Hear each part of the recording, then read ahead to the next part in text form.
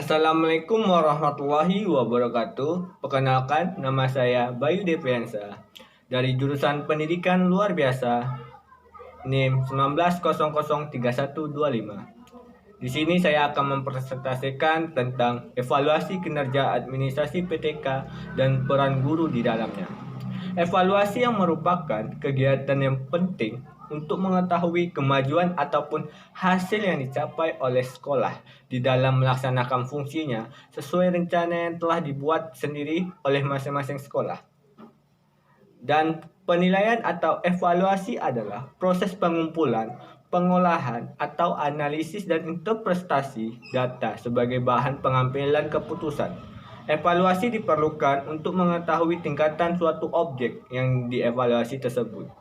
Dalam konteks evaluasi guru atau tenaga pendidikan, yang menjadi objek evaluasi ialah guru tenaga pendidik tersebut.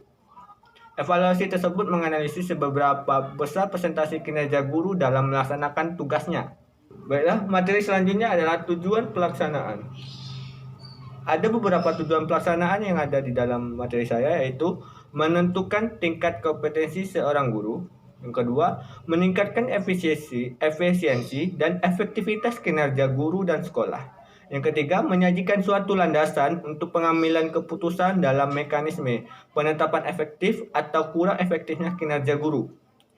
Yang selanjutnya adalah menyediakan landasan untuk program pengembangan keprofesian berkelanjutan bagi guru. Yang selanjutnya adalah menyediakan dasar dalam sistem peningkatan promosi dan karir guru, serta bentuk penghargaan lainnya. Dan terakhir adalah menjamin bahwa guru melaksanakan tugas dan tanggung jawabnya, serta mempertahankan sikap-sikap positif dalam mendukung pembelajaran peserta didik untuk mencapai prestasinya. Selanjutnya adalah prinsip-prinsip pelaksanaan. Yang pertama adalah berdasarkan ketentuan, evaluasi kinerja tenaga pendidik harus dilaksanakan sesuai dengan prosedur dan mengacu pada peraturan yang berlaku. Selanjutnya adalah berdasarkan kinerja. Aspek yang dinilai dalam evaluasi kinerja tenaga pendidik adalah kinerja yang dapat diamati dan dipantau sesuai dengan tugas guru atau tenaga pendidik sehari-hari dalam melaksanakan kegiatan pembelajaran, pembimbingan, dan atau tugas tambahan yang relevan dengan fungsi sekolah atau madrasah. Yang selanjutnya adalah berdasarkan dokumen PK guru.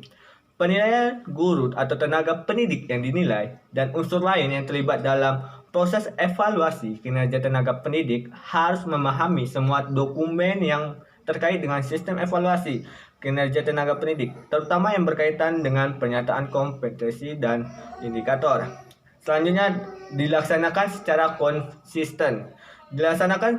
Secara konsisten dan teratur setiap tahun, diawali dengan penilaian formatif di awal tahun dan penilaian sumatif di akhir tahun. Baiklah, materi selanjutnya adalah syarat-syarat sistem evaluasi kinerja tenaga pendidik. Salah satunya adalah valid. Aspek yang dinilai benar-benar mengukur komponen-komponen tugas tenaga pendidik dalam melaksanakan pembelajaran, pembimbingan, dan tugas lainnya yang relevan dengan fungsi sekolah. Yang kedua adalah reliable. Tingkat kepercayaan tinggi bila proses yang dilakukan memberikan hasil yang sama untuk seorang tenaga pendidik yang dievaluasi kinerjanya oleh siapapun dan kapanpun. Yang ketiga adalah praktis, dapat dilakukan oleh siapapun dengan relatif mudah dengan tingkat validitas dan reliabilitas yang sama dalam semua kondisi tanpa memerlukan persyaratan tambahan. Selanjutnya adalah peran guru dalam administrasi pendidik dan tenaga pendidikan. Salah satunya adalah membuat buku induk pegawai.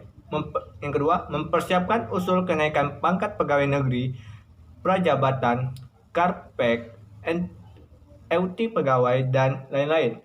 Yang ketiga adalah membuat inventarisasi semua file kepegawaian, baik kepala sekolah, guru, maupun tenaga pendidikan yang administrasi. Yang selanjutnya adalah membuat laporan rutin kepegawaian harian, mingguan, bulanan, bahkan tahunan. Yang selanjutnya adalah membuat laporan data sekolah dan pegawai. Dan materi selanjutnya adalah problematika implementasi administrasi pendidik dan tenaga kependidikan yaitu tentang kesejahteraan tenaga pendidik dan tenaga kependidikan.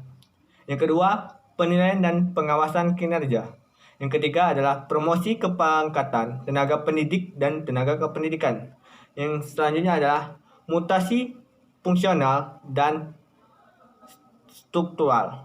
Yang selanjutnya adalah penempatan dan distribusi tenaga kependidikan dan tenaga pendidik. Sekian dari pemaparan materi dari saya. Maaf atas kesalahan kata dan kekurangan materi. Sekian, terima kasih. Wassalamualaikum warahmatullahi wabarakatuh.